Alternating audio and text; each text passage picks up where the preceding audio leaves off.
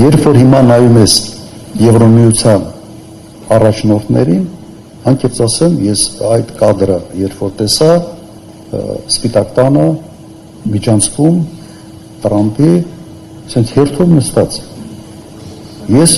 մեծ ջանքեր գործադրեցի, որ իմ երևակայության մեջ պատկերացնել այդ շարքում նստած, ոչ թե Մակրոնին, Մերցին եւ այլ մյուսներին, այլ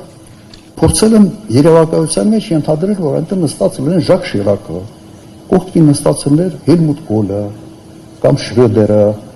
Բերլուսկոնին այնտեղ նստած լինեն եւ անհամբեր սպասեն, թե երբ Զելենսկոյի Տրամպը հանդիպումը կավարտվի, միգուցե իրենց կընդունի թե ոչ։ Սա առաջնորդության լրջագույն ճգնաժամը Եվրոպայում։ Ինչ չէ, եթե որևէ մեկը կարող է պատկերացնել, օրինակ Ժակ Շիրակին ընդդեմ նստած, սպասելուց։